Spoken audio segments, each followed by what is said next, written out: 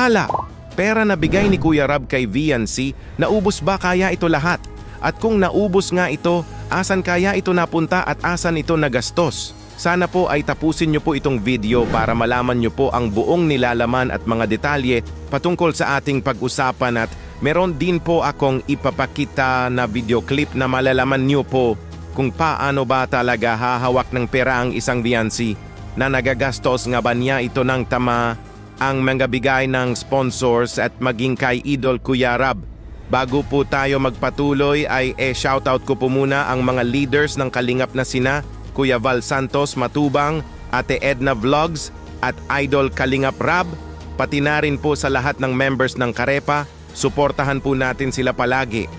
Update po natin na ngayon kay artistahing Labandera VNC ay patungkol sa perang natatanggap niya mula sa mga sponsors at maging kay Idol Kalingap Rab. Kung tutuusin ay wala naman po talaga akong pakialam kung saan po gastos yan ni VNC kasi pera niya naman yan at sila na po talaga ang may karapatan na kung saan ito gagamitin. Pero magbibigay lang po ako ng reaction patungkol dito base na lang po sa video na kung saan ay naitanong nga ni Kuya Rab si VNC patungkol dito.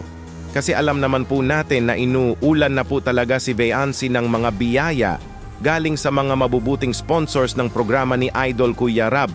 At deserve naman po ni VNC ang lahat ng yan kasi napakamabait po talaga na bata niya at nakikita po talaga ito ng mga sponsors kaya madami ang gusto siyang tulungan. Ito po mga idol ang video clip patungkol dito.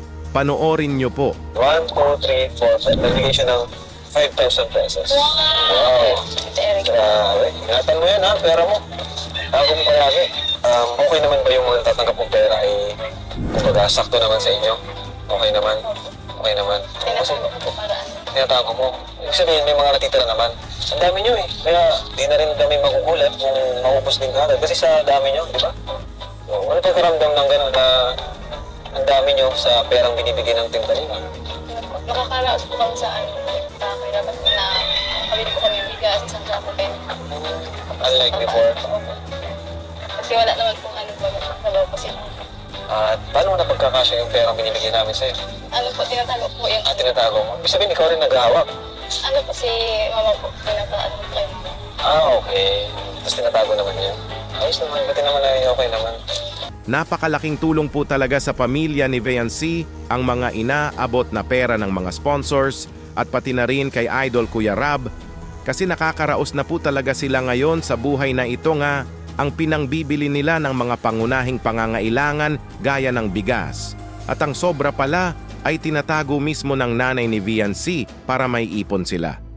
May sinabi nga si Kuya Rab na di na daw siya magugulat kung maubos ang binibigay nila na pera kasi sobrang dami po nila sa isang pamilya. Pero mas bumilib po talaga si Kuya Rab sa family ni VNC kasi na kakasya nila ito at may naitabi pa sila. Makikita mo talaga kay VNC na pinapahalagahan po talaga nila ang bigay na biyaya na igastos lang ito sa mga pangunahing kailangan, especially na ang bigas at hindi sa mga material na bagay. Ano po masasabi niyo mga idol patungkol dito? Mas bumilib po ba kayo kay VNC dahil marunong itong gumastos ng pera na hindi napupunta sa mga bagay na di naman mas kinakailangan? Mag-comment lang po kayo, pag-usapan po natin yan sa comment section.